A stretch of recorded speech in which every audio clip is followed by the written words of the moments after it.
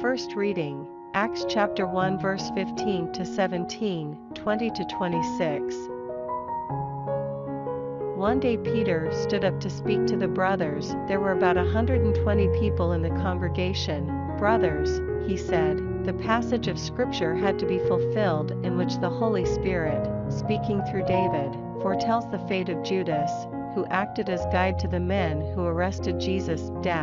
After being one of our number and sharing our ministry. Now in the book of Psalms it says, reduce his encampment to ruin and leave his tent unoccupied.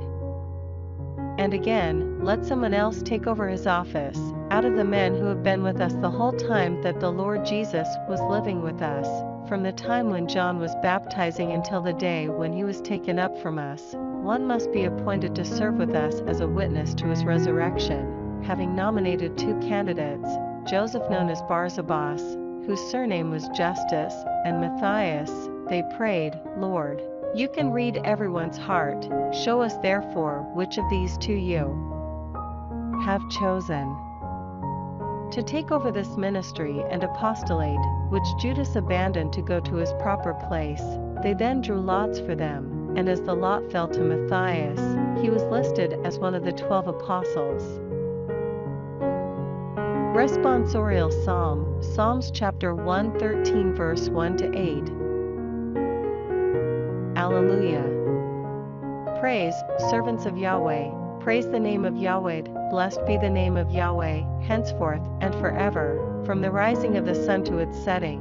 Praise be the name of Yahweh, supreme over all nations is Yahweh, supreme over the heavens his glory, who is like Yahweh our God. His throne is set on high, but he stoops to look down on heaven and earth. He raises the poor from the dust, he lifts the needy from the dunghill, to give them a place among princes of his people. Gospel, John chapter 15 verse 9 to 17. I have loved you just as the Father has loved me.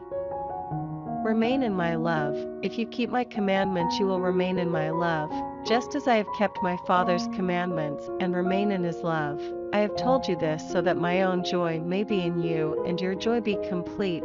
This is my commandment: love one another, as I have loved you. No one can have greater love than to lay down his life for his friends. You are my friends, if you do what I command you. I shall no longer call you servants, because a servant does not know the master's business. I call you friends, because I have made known to you everything I have learned from my Father. You did not choose me, no, I chose you, and I commissioned you to go out and to bear fruit that will last, so that the Father will give you anything you ask him in my name. My command to you is to love one another.